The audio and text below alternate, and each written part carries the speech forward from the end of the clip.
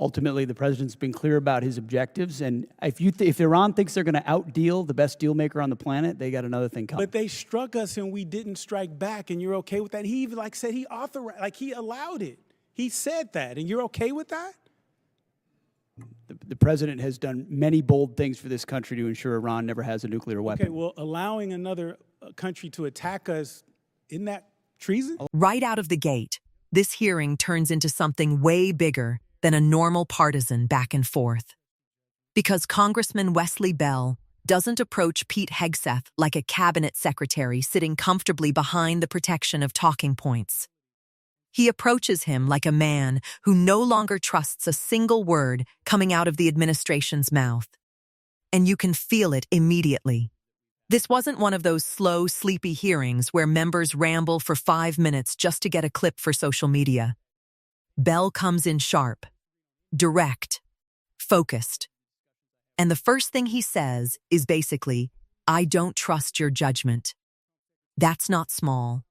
Watch what happens here, because this entire exchange becomes a test of whether Pete Hegseth can defend the administration without sounding like he's simply reading loyalty scripts for Donald Trump. And honestly, that balance completely falls apart. Bell keeps trying to pull him toward accountability, not ideology, not party politics, accountability. The core question underneath this whole hearing is simple. Is the Secretary of Defense making independent military judgments, or is he operating like a full-time defender of Trump personally? That's the tension hanging over every second of this exchange.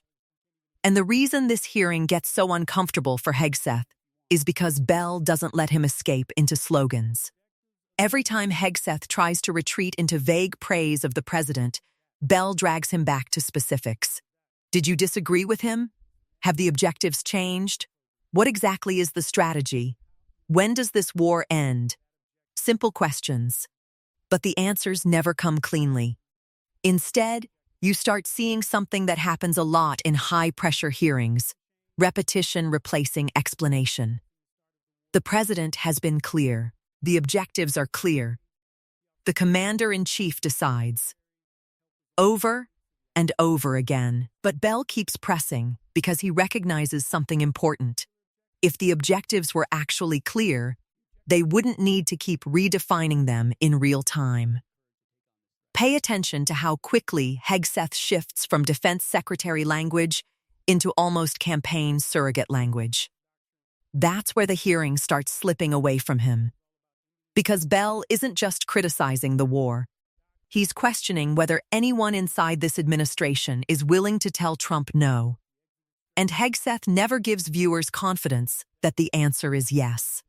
That's what makes this so damaging.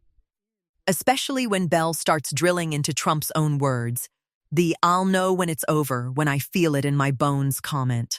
That line completely changes the energy in the room, because suddenly Bell frames the administration's military strategy as emotional improvisation instead of disciplined planning. And from that point on, Hegseth looks less like he's controlling the hearing and more like he's trying to survive it. Mr. Secretary, I don't trust your judgment. You made the comment to my colleague that there's no daylight between you and the president, which calls into question your role and, again, accountability. And so I got to ask, has there ever been any time that you disagree with the president on this war or anything in general? I would never betray conversations that we've had. Okay. The commander-in-chief you can't even deserves acknowledge candid that you've ever discussion in even private. disagreed with the man, like his choice of tie, that dance, anything. You haven't disagreed on anything. I've never relayed the discussions I have with the commander-in-chief. Okay, because it seems to me that rather than being Trump's Secretary of Defense, that sounds like you're just being Trump's secretary. And we need someone who's going to be there that is actually advising, that is also pushing back when necessary and serving the country as opposed to the president. So you said you've never called him out privately or publicly, because we know that hasn't done. But have you ever said the words, and you don't have to tell me what it was about, have you ever said the words, "Mr. President, I disagree with you"? As I said, I don't relay the private conversations that a commander-in-chief deserves. You can't even acknowledge that, like if you've just said, "Mr. President, you're wrong about this," or "you're wrong about that." You can't even acknowledge, you can't even admit that. if that's happened? You can ask it again if you want, but I don't relay the private Okay, fair conversations enough. that a commander-in-chief The deserves. objectives of this war have constantly shifted and changed. You see that, though, right? Like, you can acknowledge that. Because 1 minute it was to dismantle the Iranian nuclear program. But how, I don't know how that objective has not now been the listed objectives as far as I understand. Then there was regime change. Trump even said when announcing the start of the war, the hour of your freedom is at hand. It's yours to take. He also posted on Truth Social in January, help is on the way, to the Iranians posting in the street. Do you still believe in this particular objective? The objectives have been clear from the beginning, and I've supported the president throughout in having the courage to take on this threat. Okay, so then let's talk about what else has he said. So let's talk about the Trump doctrine. So on November 6th, the president said he was all about ending wars, not starting new ones. Yet in the so-called doctrine, the conflict has not answered why we're in the war. The objectives have changed. We're not sure about the exit strategy. This, to me, is the definition of open-ended or forever war. This is where the hearing starts getting ugly for Hegseth. Bell isn't yelling. He isn't grandstanding. That's what actually makes this hit harder. He's methodically stripping away the image Hegseth wants to project. Look at the framing Bell uses. He says, "You sound less like Secretary of Defense and more like Trump's secretary." That line lands because it captures the entire problem in one sentence. And notice what Hegseth does not do. He never says, "Of course I've disagreed with the president privately." He never even gives the smallest indication of independent judgment. Now, obviously, cabinet officials protect internal conversations all the time. That part alone isn't unusual. But Bell understands the optics here. He's not asking for classified details. He's asking for evidence that somebody inside the room is capable of challenging the president when necessary. And Hegseth won't even acknowledge the possibility. That answer did not help him. Because to viewers watching this exchange, the silence starts sounding less like professionalism and more like submission. Then Bell pivots into the war objectives. And this is where the administration's messaging starts looking messy. First, the mission is stopping Iran's nuclear program. Then there's talk of regime change. Then there are social media posts about liberation. Then vague promises about strength and dominance. Bell keeps pointing out the contradictions, and Hegseth never really resolves them. Instead, he keeps falling back on generic lines about courage and leadership. But Bell keeps narrowing the target.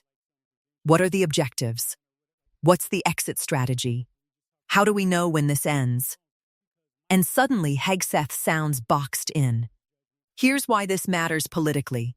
Americans are deeply sensitive to anything that sounds like another open-ended war. Bell knows that. That's why he brings up forever wars repeatedly.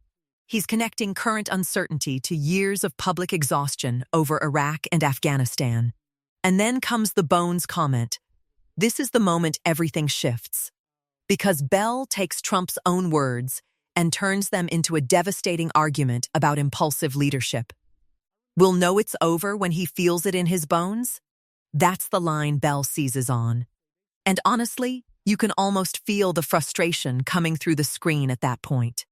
Because Bell is basically asking, are military decisions being made through strategic analysis or gut instinct? That's an incredibly dangerous perception for any administration during wartime. And Hegseth never fully pushes back against it. He just repeats that the commander-in-chief decides. But that repetition creates another problem.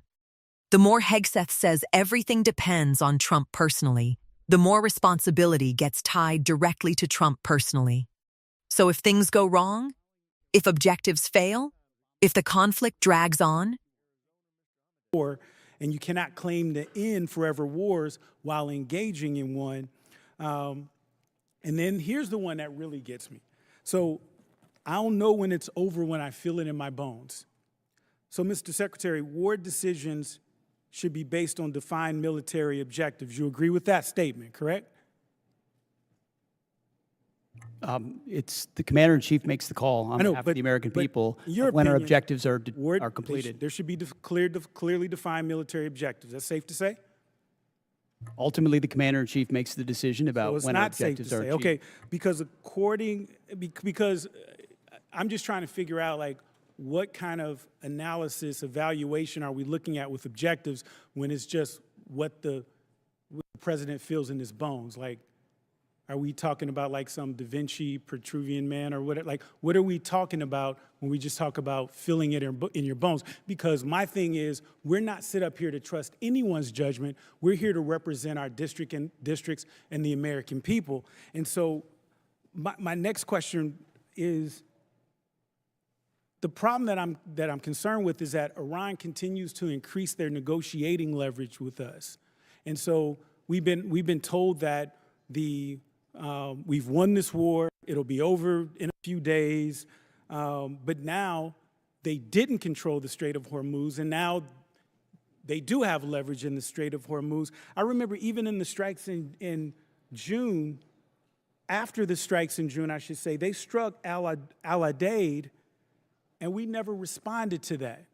As a matter of fact, Trump even said he knew that strike was coming and he allowed it. Do you agree with that? Ultimately, the president's been clear about his objectives, and if Iran thinks they're going to outdeal the best deal maker on the planet, they got another thing coming. But they struck us and we didn't strike back, and you're okay with that? He even said he authorized, he allowed it. He said that, and you're okay with that? The president has done many bold things for this country to ensure Iran never has a nuclear weapon. Okay, well, allowing another country to attack us, isn't that? This final section is where the hearing turns from uncomfortable into openly confrontational. Because now Bell stops talking in hypotheticals and starts talking consequences. Shipping routes disrupted, Iran gaining leverage, American retaliation uncertainty, questions about military credibility. And once Bell starts laying those facts side by side, Hegseth's answers begin sounding thinner and thinner. Watch the pattern. Bell raises a concrete issue. Hegseth responds with praise for Trump. Bell asks about retaliation. Hegseth calls Trump the best deal maker. Bell asks about strategy. Hegseth talks about bold leadership. That disconnect becomes impossible to ignore. This is where viewers start feeling the imbalance in the hearing. Bell is talking specifics. Hegseth is talking branding. And then Bell goes straight at the most explosive contradiction of the entire exchange. The idea that Iran allegedly struck, Trump knew it was coming, and no retaliatory strike followed. Now, whether people agree with Bell's framing or not, the political danger here is obvious. Bell is trying to portray the administration as simultaneously escalating conflict while also projecting uncertainty and inconsistency. That's why he keeps hammering leverage.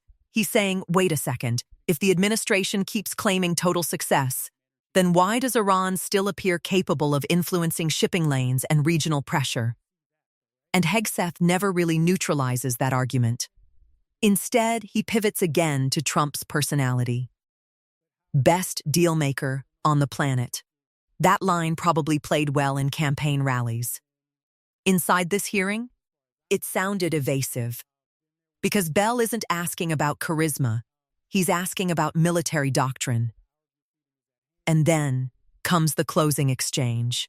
This is the knockout moment. Bell directly asks whether allowing an attack without response amounts to betrayal. And instead of giving a clear, forceful rebuttal, Hegseth pivots yet again into generic warnings about Iran getting nuclear weapons. That wasn't an answer. That was damage control. And viewers notice those moments instantly. Especially in hearings like this, hesitation becomes the headline. The other thing that makes this exchange so politically dangerous for Hegseth is tone. Bell sounds frustrated, yes, but focused. Hegseth increasingly sounds defensive. That matters. Because in viral hearing clips, perception often beats policy. The audience isn't reading classified briefings. They're watching body language, confidence, clarity, and control. And by the end of this exchange, Bell looks like the aggressor driving the conversation, while Hegseth looks trapped inside repetitive talking points he can't escape from. The administration wanted this war framed as strength and decisiveness. But Bell spent 5 straight minutes reframing it as confusion, blind loyalty, and shifting objectives.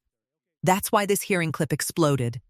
Not because of one single insult, not because of one viral soundbite, but because Bell kept forcing the same uncomfortable question over and over again. If you want more breakdowns like this, where powerful people get pressed on the record, hit subscribe and drop your take in the comments. Who do you think came out stronger in this hearing? And what was the one moment that changed the whole exchange?